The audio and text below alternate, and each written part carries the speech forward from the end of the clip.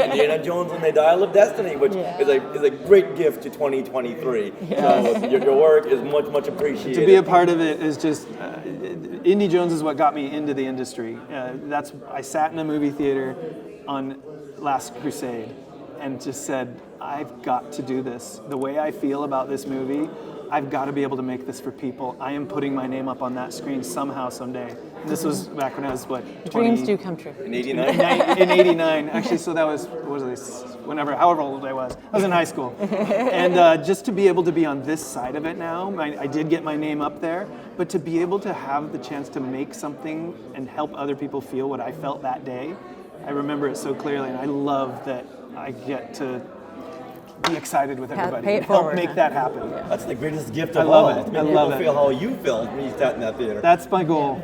And how about you? What was the film that got you into the film business? Well, I don't know. I think I was more into art, and then somehow I was in animation for a very long time, so it was animated movies that kind of got me into it. And then started working with Clint in 2008 in Pre-Viz and live action. And so I don't really have, I don't know if I'm a huge Star Wars fan, of course, like you have to be, and like Disney animated movies, love the Disney animated movies. Probably Sleeping Beauty, because I love Ivan Earl, he's one of my favorite artists. So she has so much art of his all over her office.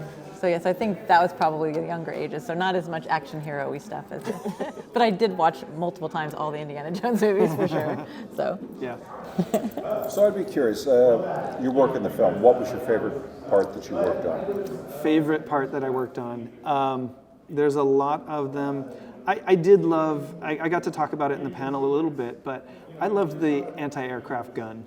It was really fun and satisfying to figure that out, and figuring out how much the train would have to bend, and is it reasonable that a gun can do this, or is this going to be Hollywood fakery? I always want to go as real as I can to start. We still cheat to get, so you don't get bored, because life is kind of slow and boring.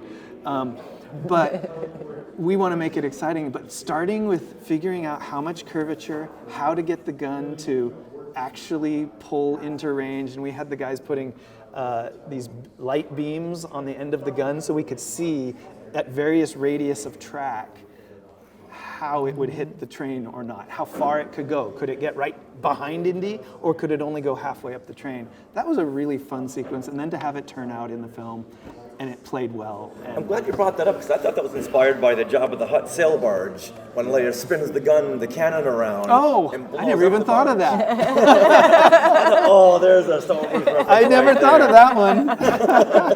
But maybe we'll say it from now on. Yeah, okay, sure. Well, we'll use that. Yeah, I love that scene.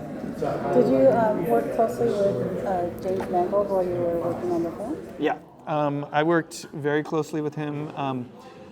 This is my 5th film working with Jim, and he keeps a core people. Dirk is one of them, and of people that he relies on, and we all sit in the bullpen and figure out what kind of movie he's trying to make and help him make it. I usually review all my stuff with Jim, and I run by his office when we're not in pandemic mode and pitch him ideas, sometimes in the bathroom. Hey, what do you think if we crash this? No crash? Okay. And it's fun working with Jim, because he teaches you filmmaking as he's directing the film, and he'll get into explanations of, well, you can't do that, this is why, because if you do this, it'll feel like that. And it's like the best film school I've ever been to, is working with Jim on so many projects. And I got paid to do it instead of going into debt, so. Yeah, I always felt like with Night and Day, which was the first Mangold movie that Clint had worked on, like he wasn't quite into that whole Pre-Viz idea at first, but I really feel like once he found Clint, he found his person that could help him explore in that realm. So I thought that was pretty cool. Yeah, and which has been that was the first of 5 movies. Yeah. He does give input when you show him what you're working on. Yes, he's very passionate in his responses.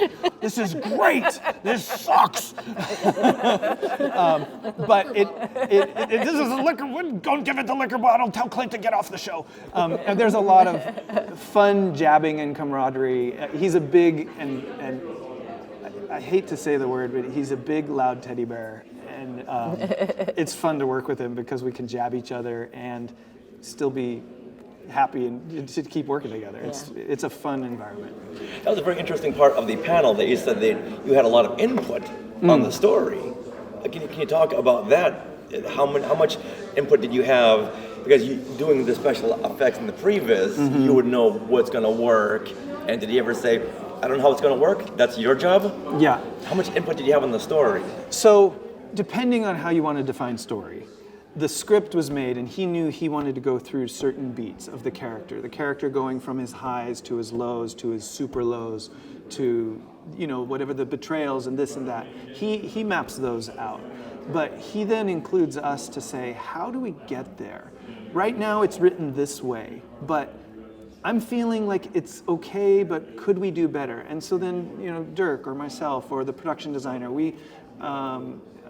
the storyboard artist, we all kind of start throwing ideas onto the table, and things get ejected and things get explored. And it's like, yeah, let's try that, Clint. Why don't you visualize that for a couple of days, see if it feels good, then put it in front of him, and he can react and say, yeah, let's keep going down this road, or now that I see it, it's too far-fetched. That's not what I want. I don't want far-fetched. I want grounded.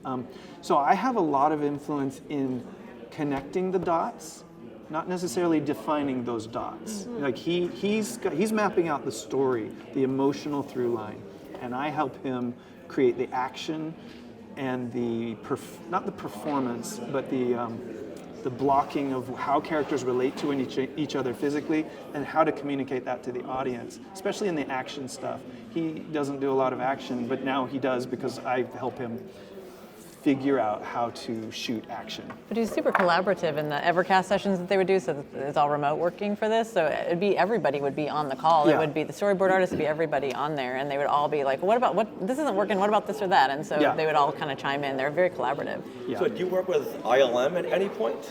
I would work with them in the latter portion of the film, usually during the post-viz phase. We would get concept art from them early on.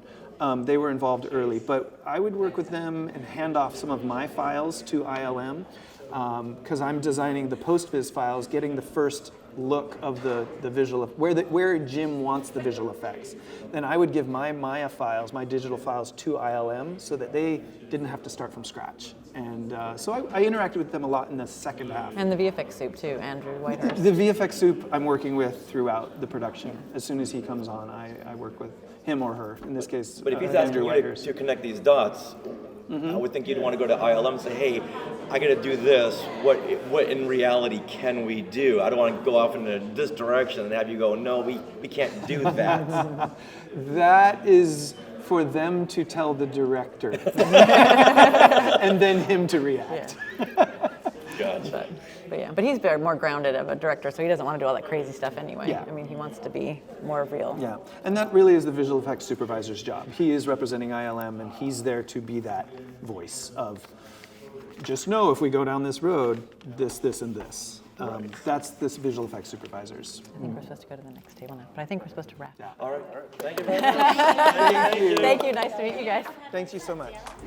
Do you want this exclusive Star Wars Outlaws poster and San Diego Comic-Con pin? We are giving away this Outlaws video game concept art poster, complete with a poster tube, and the special pin we received with our press badges. And there's only 3 things you need to do to enter. 1, like this video. 2, comment on this video with your Instagram handle. So we can contact you if you win. And 3, subscribe to our channel. This giveaway goes through Sunday, July 30th at midnight PST, US residents only, and we will notify you via Instagram DM on July 31st. This giveaway is not affiliated in any way with YouTube. You want another poster? We also have an Instagram giveaway for a Star Wars Outlaws key art poster. Check it out at Skywalking Pod. Good luck, and thank you for entering. Also, thank you for clicking on this video. We hope you learned something fun.